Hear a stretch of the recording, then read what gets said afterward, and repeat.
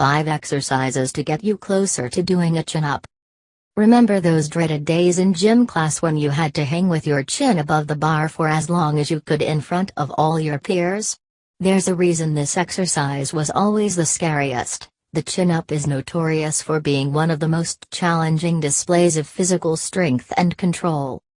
Chin-ups are the #1 exercise that I gravitate towards to gauge upper body strength and then to assess progress of upper body strength, says Tony Gentlecore, a Boston-based certified strength and conditioning specialist. So many of my clients assume they will never be able to do one, let alone multiple repetitions, but they can, it just takes work. The trick? Improve your strength from the ground up, literally, with floor-based exercises, says Gentlecore. Then, as you get more comfortable managing your body weight and movement on the ground, you can transition to the bar. Here are his top 5 exercises to help you become a chin-up master in no time. Lie on your back, arms extended over your head, one hand on top of the other. Straighten your legs out on the floor, ankles crossed.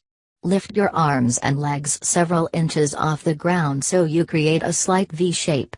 Make sure your core is engaged and your lower back stays glued to the floor. Watch this video to see how to do hollow position. Hold for as long as you can without letting your form waver. Aim to hold this position for a total of 1 minute per workout session. You can do 6 10-second holds, 3 20-second holds, 2 30-second holds, whatever works for your skill level. Hollow position is a very simple-looking exercise, but it really builds context on the floor for the exact position you need to be in on the bar, Gentlecore says. Your feet should never be behind you, and you should never be loosey-goosey with your limbs. It's all about keeping your body tense and engaged from toes to fingers. Kneel in front of a stability ball and place your forearms and hands on top of it. Then, with control, roll the ball forward so that your body and arms extend long in front of you. Here's what a stability ball rollout looks like. Only roll out as far as you can go without allowing your back to hyperextend. If you're new to this move, that may only be a couple of inches. Using your core, roll back to your starting position.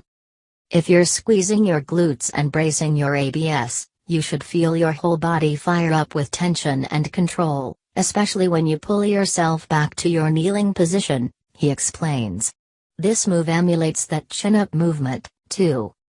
Add 2 to 4 sets of 5 to 10 repetitions to your workouts.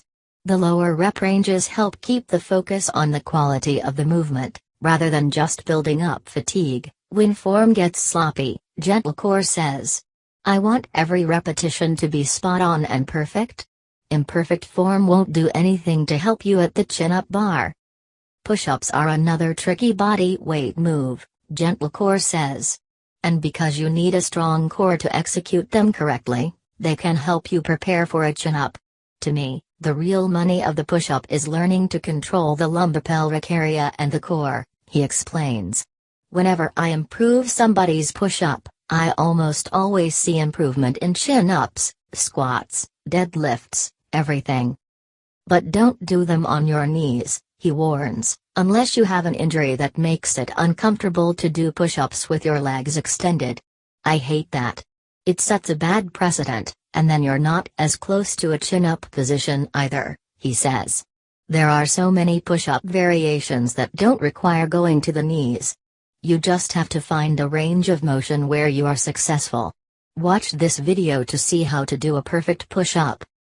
Some options: elevate your hands using 2 yoga blocks, an aerobic step or a bench to lessen the intensity of the movement.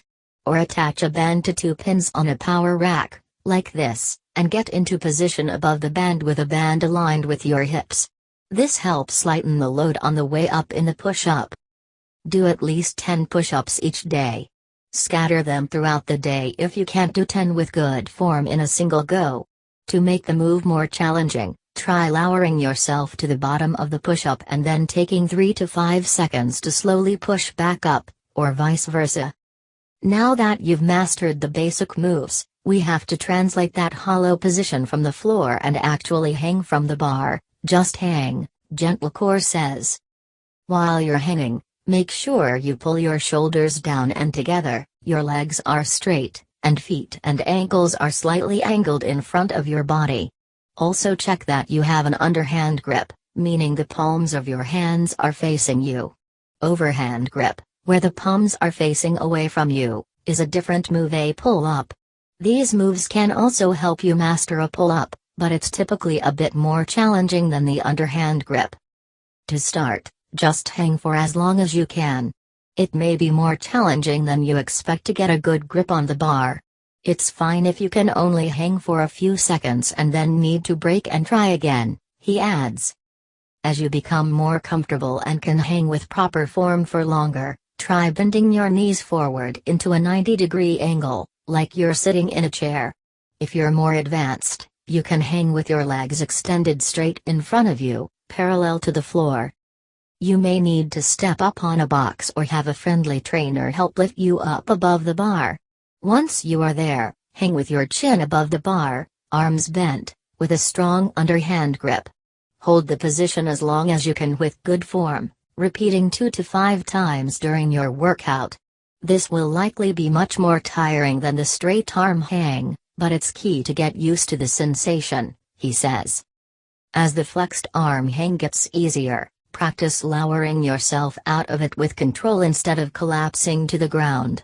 Tip: take 3 to 5 seconds to go from the flexed arm hang to the straight arm hang position.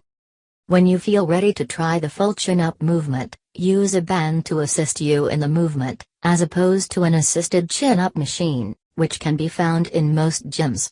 The band requires you to keep yourself more stable and in control, whereas the machine allows you to slack on form, Gentlecore explains.